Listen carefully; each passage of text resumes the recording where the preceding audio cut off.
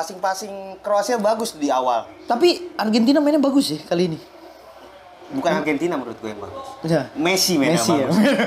Messi mainnya bagus. Anjing, bukan Argentina mainnya bagus. Messi mainnya bagus. Messi Mainnya bagus ya. Messi balik lagi ke Messi yang kita Iya, kenal. Messi yang kita kenal. Argentina kerja keras, solid, ngotot. Cover Messi gila-gila. Luar biasa. Messi udah itu punggungnya kalau bisa nangis itu dia udah bebannya udah berat banget itu Messi itu. Kelemahan Maroko yang gue bilang adalah satu, dia nggak punya striker bener-bener. Setuju gua.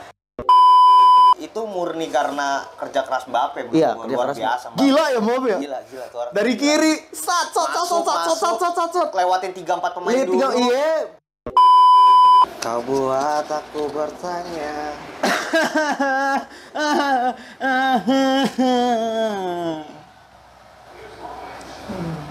Balik lagi di channel Kong Media. Kali ini tuh segmen Kong Goes to Qatar. Dus.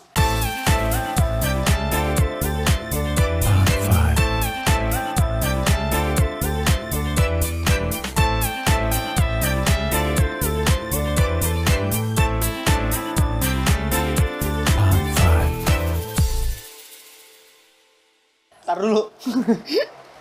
Apa ini kan lagi pesawat jalan. Ngapain pesawat jalan. Land ini biasa delay.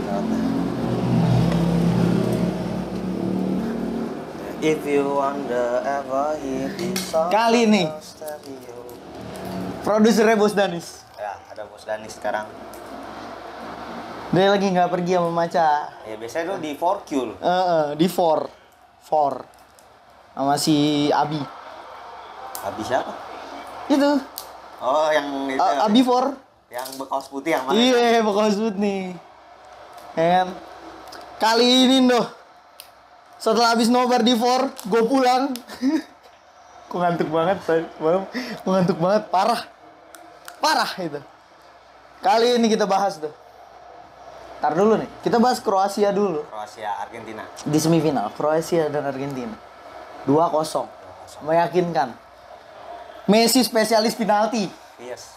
8 besar penalti. 8 besar penalti. Kemarin penalti. Semifinal penalti. Iya. Spesialis penalti. Gimana menurut lu, Doh? Ke depannya nih. Ini ke depannya. Udah tinggal satu lagi, Mina. Ini dulu deh, kita bahas permainan Kroasia dulu. Kroasia ya kemarin sebenarnya Kroasia nggak jelek-jelek amat menurut gue. Iya memang nggak jelek. Iya memang solid gitu. Menurut saya ya oke lah. Passing line up nggak ada yang berubah. Argentina juga sama persis. Nggak ada yang berubah. Passing Kroasia bagus di awal. Tapi Argentina mainnya bagus ya kali ini. Bukan Argentina menurut gue yang bagus. Ya. Messi mainnya bagus. Messi mainnya bagus. Anjing, bukan Argentina mainnya bagus. Messi mainnya bagus. Messi mainnya bagus ya. Messi balik lagi ke Messi yang kita kenal. Iya, Messi yang kita kenal. Skor 2-0 ini loh. 3-0. Bisa nggak? Jatuh.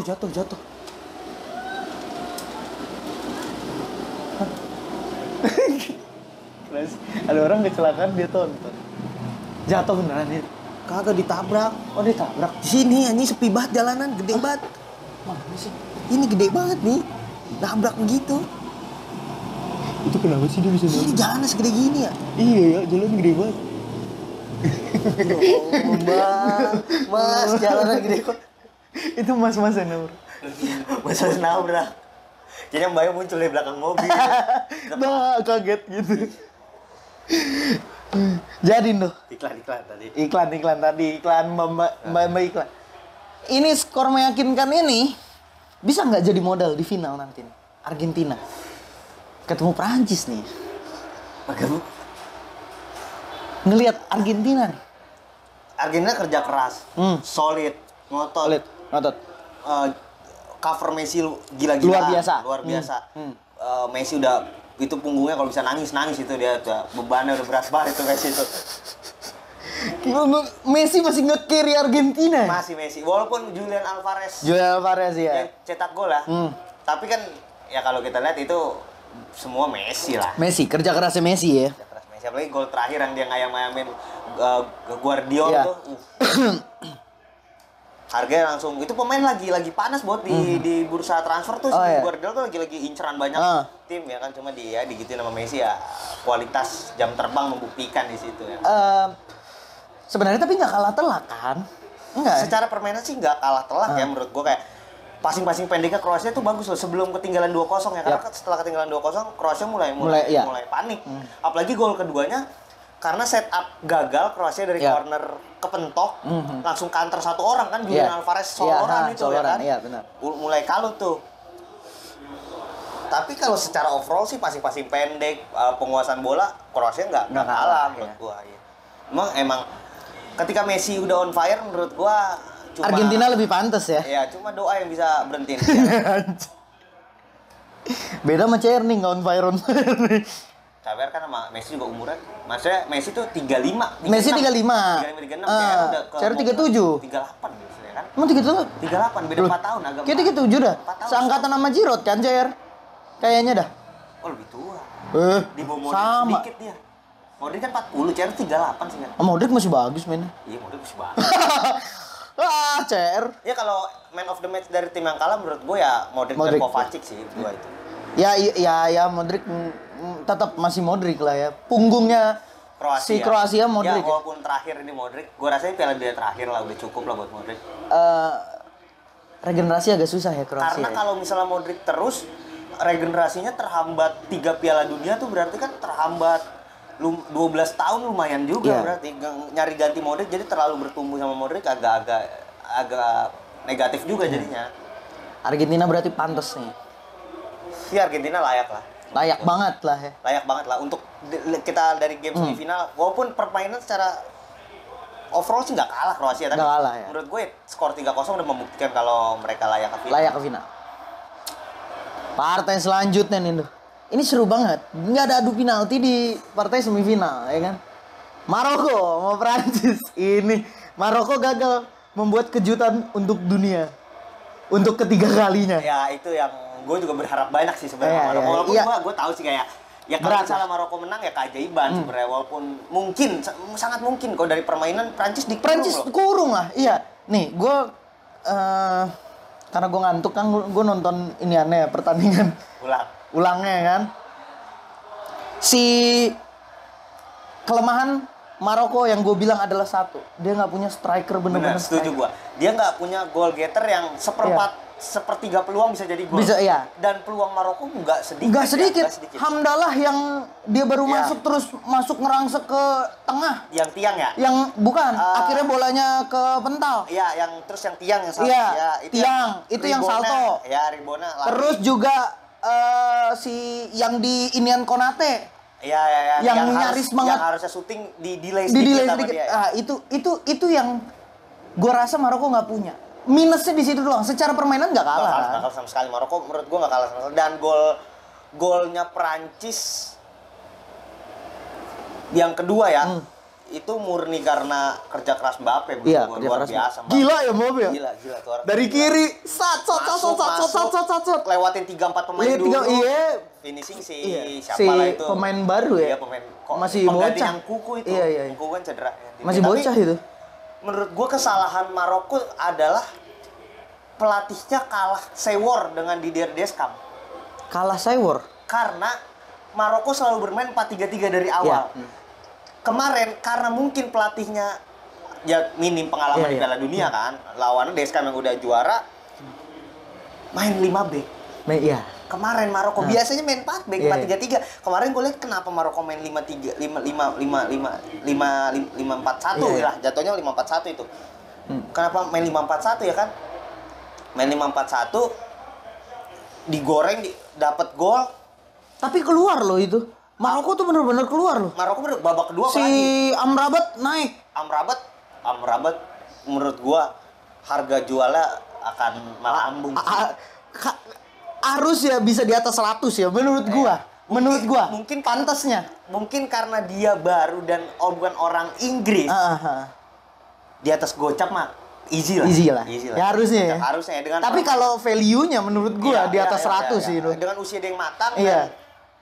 dan ya kemarin main kuasai pertandingan sangat Liverpool gosip-gosipnya sih udah tertarik. Udah ngirim scouting pas kemarin. Udah nge-scout si Amrabat ini. Ini Amrabat ini kacau sih. Luar biasa. Gila, cantik banget. Sama kalau kemarin gua nge-highlight sih Konate gila banget. Konate Prancis. Ya. Konate solid banget. Di luar lini depan Maroko yang mengecewakan. Iya, sangat mengecewakan sangat lah itu. Dia cuma perlu satu Benzema atau mungkin satu Lewandowski. Menurut gua hasil pertandingan bisa berubah. Iya, bener ya. Karena dari build up kiper ke tengah nggak ada masalah. Bener.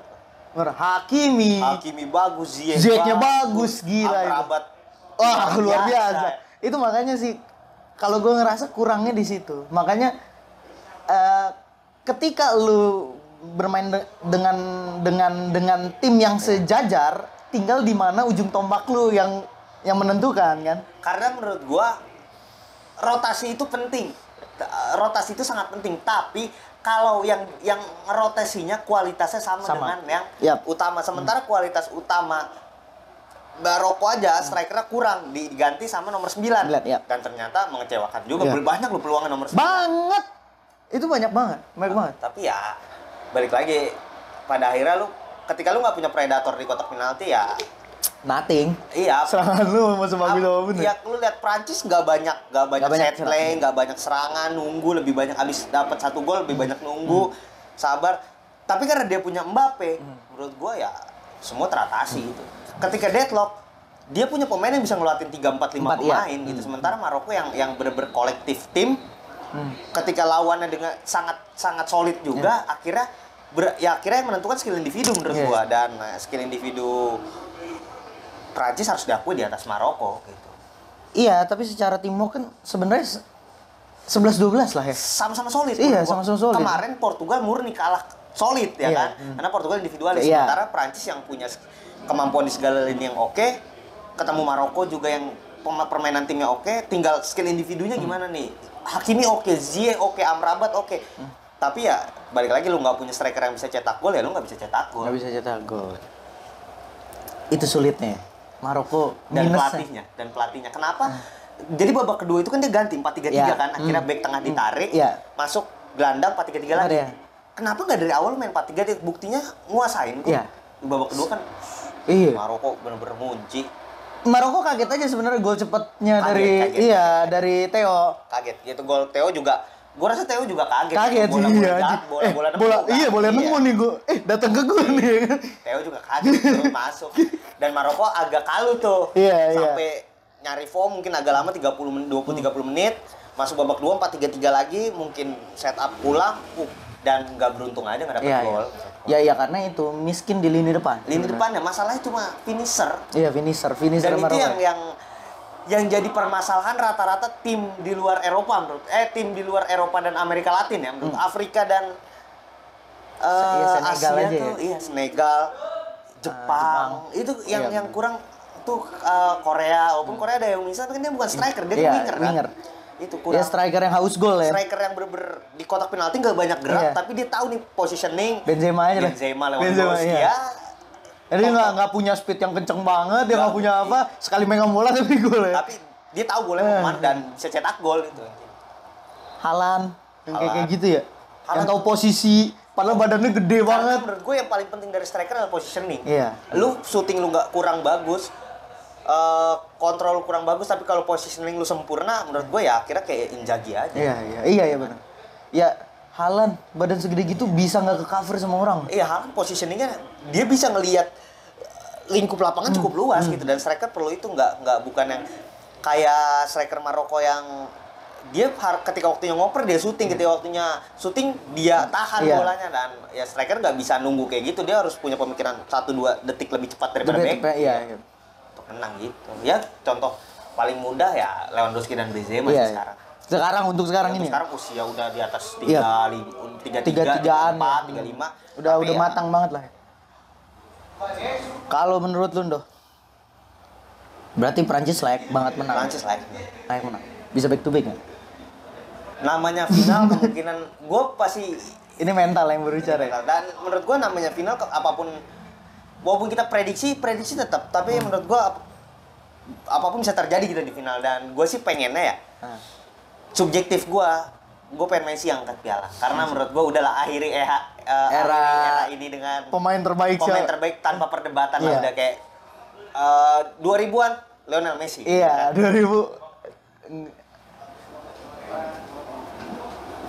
2000-an Lionel Messi. Udah, maksud gue udah selesaikan perdebatan ini lah. Iya. Biar muncul CR di bawahnya Messi. Enggak masalah CR nomor 2 pun nomor 2 lu tetap nomor 2 dari ribuan pemain bola. Iya, kalau buruk juga.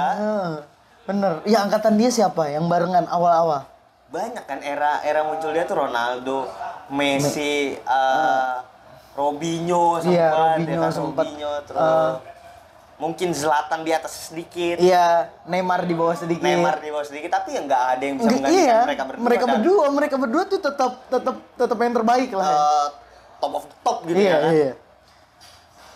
Messi udah selangkah lagi menjadi pemain terbaik. Menyelesaikan perdebatan dan menurut gua ketika Argentina juara, menurut gua entah apapun yang terjadi di klub harusnya Ballon d'Or buat Messi. Itu hadiah terakhir dia kalau menurut gua sebelum dia pensiun. Jadi guys, walaupun prediksi gue kayaknya Prancis back to back ya. Gue takut banget anjing. Gue juga feeling gue ya secara solid ya. Ini kita bahas di prediksi kali beda video ya. Oke, jadi segitu dulu. Kong ke Qatar kali ini. Kita bakal sambung di video besok. Kita bakal balik lagi nanti. Jadi gue Boti, Nando, cabut dulu. Bye bye.